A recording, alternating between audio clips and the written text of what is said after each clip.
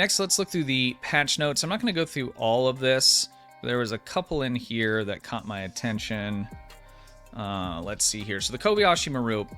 So this, they had changed it to where it shared a cooldown with any of your other distress beacons. People were not real happy. And so they actually changed it back, which was cool. Because it was one of those things, it was nice that it wasn't connected to that, and it wasn't like it was OP or, you know, causing any kind of major power creep. It was just nice to continually having that, you know, come, and it had I think a 1 minute cooldown. Well, when they brought it back, they extended that cooldown out, which kind of sucks, but it's kind of like whatever, you know. But what I don't understand about some of this stuff, we're going to get to more of this here in a minute, is like, why even waste time with this? Like, it's not a problem. You know, and there's plenty of stuff that these guys can be working on. But instead we see like stupid stuff like this where they change it, then they unchange it, and then they make like a minor change. You know, it just doesn't make any sense to me, guys, that with the limited resources that Cryptic Studio has, why are we messing with this? You know, it just doesn't make any sense. So they did put it back, but they did double the cooldown time on it. And again, it's like, for me, whatever. Like, it doesn't really make a big difference, but it just constantly makes me question what the hell is going on over there. Like, who's in charge with, you know, here's the direction we want you guys going, or these are the priorities. This just seems like, I don't know, a waste of time. And so it just kind of caught my attention, because I was kind of following it over the last week or two, that they had, you know, added it to the cooldown. I'm like, well, that sucks, because I like to keep it on my spam bar so it just comes out anytime it's up. But again, if they deleted this from the game, it wouldn't be the end of the world or anything like that. But it just got me thinking, like, why even waste your time messing with that? I don't know. What do you guys think? I mean, you thought the same thing? Yeah. I mean, it just doesn't make any sense.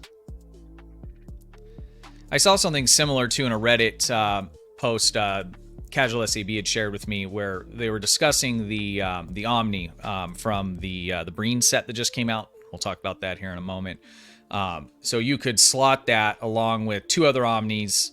Basically, it's a part of a set. So normally with Omnis, you have, you know, crafted or a non-set item. That could also be like one of the Infinity lockbox weapons. It's not a part of a set. So you could have non-set, set, and then the kinetic cutting beam, which technically isn't like an energy weapon. So it's never been in the category of being considered an Omni. And then they added in the Breen Omni, and that you could slot it. So they changed that, and that's what they say in these notes here. That was a mistake. And I kind of had an idea that was coming down the pipe, because the same thing happened with the morphogenic weapon back when Victoria's Life came out. You could slot that along with two other Omnis, the cutting beam, and then the morphogenic weapon, and then they fixed that as well. So okay, that's fine. But in this Reddit post, there was somebody that worked internally there, and don't quote me, I can't remember their position, but they were talking about how, like, if anything, maybe they need to take a look at the cutting beam, and that should really be considered an Omni, because it's a piece of a set. Basically, you wouldn't be able to, it would fall under the set category now, so you'd only be able to have two, you know, omnidirectional weapons in the back. And it kind of came back to the same thing as the Kobayashi Maru. Why? It's been like that for as long as I've played the game, and probably since it came out. It's not like it's the most powerful weapon. You know, Omnis in general aren't, you know, super OP or anything like that. So it's just kind of like, why waste time with that? But I think it kind of speaks to, you know, some of kind of what they're thinking internally, or at least that person. And it just makes me wonder why. I mean, you can fill an entire ship up with turrets, right? Yeah, exactly, Caleb. You know, and turrets can do as well as Omnis can. They can do very well. So I just don't understand. You know, I don't understand why limit Omnis in general, but they've already made that rule. That's been in place. That's fine. But don't waste time with all this other, you know, little tweaking around the edges, you know. Maybe instead of doing that, you know, write some additional missions for us, you know, to come out a couple extra ones per year or something. So the next thing, and again, this kind of comes back to why mess with it kind of thing. But it looks like there was some complaints about being able to use the charm that we got for the the Halloween event that turns you into a cat. It's very quick, and it looks like people are using it in the race, and there were people getting upset about that, which I can understand, I guess, in the the player versus player race. But if you skip the event, you skip the event. I mean, there's quite a few things I wish I hadn't skipped, and I can't do as well, like the the weather ship from a few years back from the summer events. I skipped that and I don't have it, but I'm not complaining that nobody else should have it. Now, granted, that doesn't affect me if somebody else has it and I don't. I mean, other than it bums me out, right? So I'm kind of mixed on this. So basically what's being said here is that they're looking at into next year, removing, I think they already removed the speed buff from the cat just in the whole Wonderland area. And then, which kind of bums me out because I like to use that to get around. But so they're also talking about, they're going to look at all speed buffs for next year's event and see which ones to disable and which ones not to. I don't know, guys. I'm kind of back and forth on this. I mean, it's a small event. Why waste time with this, number one, when there's plenty of other stuff to do? And even without having the cat, I don't know if you've seen what some of these people can do with, making how fast their character can run. It's just insane. Even without the cat. With the cat, it's even crazier. But running that fast on the ice race, there's no way to stay on the track. I mean, it's that fast. I mean, I saw somebody, they ran across Nimbus in like seconds. I mean, it was crazy. So again, this just kind of seems like one of these issues where it's like, why mess with it? Like, you know what I'm saying? And why the cat? Why does that prompt it when you could have already been very, very fast prior? I mean, there's different sets and traits and things like that you can put on your character to make you quick. And the whole point of running events and not missing them is to have this special stuff, right?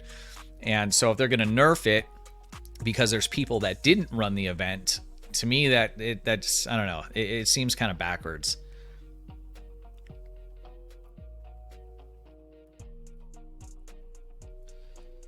I can't run it with main. He slides off. Yeah, I mean, I tried using the cat before they got rid of the speed boost on just the daily ice race, and I turned it off. It's too fast. I mean, you can win that race for your daily with just running regular speed without even sprinting, and it's actually a lot easier to do like that.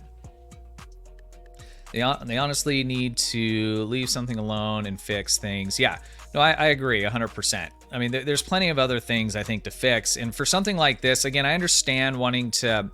This game and most of the people that play it are not real into PvP, right? I mean, that's kind of why we play it to a certain degree. And so the player versus player stuff, I think people get a little sensitive on. And so if you're unaware, the winter event has like your daily ice race course where you're racing an NPC that gets you your progression to the ship. And then there's another one that's player versus player where you race and you get a couple marks at the end is what you get. And so they're looking at, so number one, they deactivated the speed boost for the cat already because of that race. And now they're looking at making adjustments to what buffs and speed boosts you can run next year on that race. And it comes back to that same thing again. Well, who cares?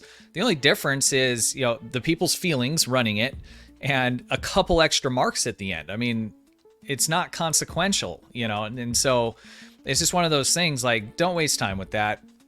Do other stuff. There's other things that can be fixed, and there's other things they can keep adding to the game to keep making it better. So I don't know that I have opinion one way or another. I mean, let's say they had thousands of people and resources wasn't a big issue. So like in that hypothetical, I think I'd probably fall on the side, don't nerf this stuff. People played through the event. I didn't really want to do 20 days on the Halloween event. The episode's cool a couple times, but 20 days in a row or whatever it was, I ended up buying it out on my main account because I didn't want to keep running it. And so there's people that were complaining that don't have the cat. I don't have it on my free to play because I didn't run it on there. And so, they're talking about nerfing that and now potentially other buffs. It doesn't seem right to me. I mean, I guess that's where I come down on that. Need to fix the Dilex. There are some things reported beginning of the week that might help that. And I won't go into too much detail on it, but there were hundreds of bot accounts that were identified by players and sent in, is what I've heard, and that those bot accounts were removed. We're talking about these accounts were generating massive amounts of dilithium. So I'm hoping that if that enforcement continues, that the Dill-X will start getting better. But I mean, Dwayne, I think that's the main problem, is what I'm coming to understand, is that there is a lot of bot accounts. And I don't mean like players botting or players, grinding out through a bunch of different characters in order to, buy the stuff they want to buy. That's not what I'm talking about. I'm talking about, individuals that have hundreds and hundreds of accounts that are automated, that are botting dilithium and trading it for Zen and other items so they can buy things in order to sell on third-party websites, those kinds of things. This game is not designed to have that kind of thing happening with its economy, and that's why we're seeing the problems with the Dill-X and the economy in general, I think. So I know that they were made aware of it and that they pulled down a bunch of them. I think it's ridiculous that a player had to find that and show them all of it, because it's very, very easy to just look and see what's happening. Like any of us could go look, and you can tell there's some specific things you can look at. And the fact that they don't have some kind of internal like buzzer that goes off, hey, there's 100 characters in game right now that all have the same name with a different number at the end, running the same TFO over and over and over again. Let's look into that. The fact that that doesn't exist to me is insane.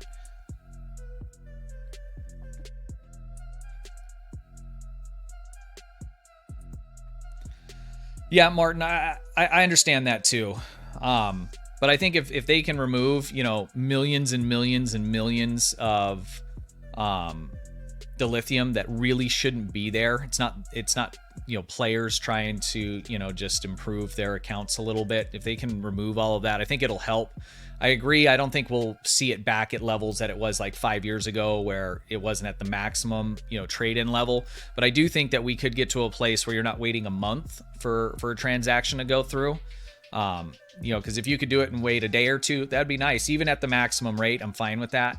But, when you got to put stuff up and it takes a month or more, because you're competing with people that really aren't playing the game. They're trying to profit off of the game.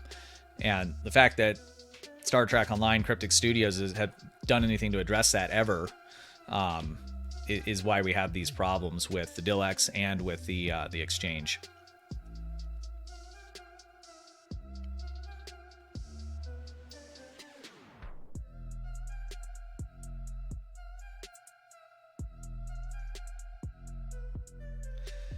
Yeah, Dan, and I've noted that before as well. The response, to that, and I agree. I mean, their team is small and stuff, but I mean, who's in charge of picking the thing? Like, I run a small company, right? I don't have all the people power available to do all the different things that I want, right? So I look at things that are going to improve my business for my customers, because the more customers I have, the better I am able to service them, the more money I can make through doing that. And so I look at and identify key things that are going to improve my service so that I can help as many people as possible the best that I can, right? And so we identify those couple things, and that's what we focus on. And it seems like at Cryptic Studios, if I was running them, and I'm not a game designer, but I would look at, okay, what does the player base want? What is it they're asking for? Okay, how can I provide that and still be able to make profit, right? And there's a million different ideas and ways that they can do it, even within their current model, right? Without even changing a whole bunch of stuff. I mean, just think about it. If they put out, 2, 3, 4 mission blocks every quarter, I mean, every time there's a big content drop, there's tons of people that come back into the game that were taking breaks until there's more missions, and they buy stuff, right? So, I mean, all they have to do is just make more content. But it doesn't seem like there's any kind of direction, right? We have, speculating if we should, get rid of the the kinetic cutting beam, and we need to address the cat on the ice race, and and so you're sitting here like, what the what the hell? Like, forget all of that. Start writing good episodes for us. Why don't we just do that and leave the rest of it alone? But I didn't mean this to turn into a rant here, And I think a lot of I think the majority of the people over there are good people. I've interacted with them. People like Thomas and stuff. I mean, that guy's, he's really good at what he does, you know, passionate about it, does amazing kind of work. And I think there's a lot of people behind the scenes that are like that, but I don't know who, you know, I don't know who's the general manager, who's the person in charge that's directing, you know, the ship, no pun intended, you know, and the priorities. And that person, I think, probably needs to be replaced.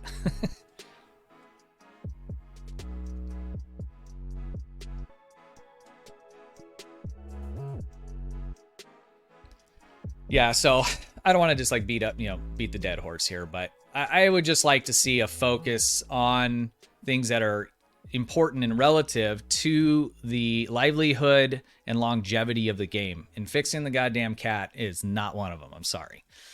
Pardon my my French.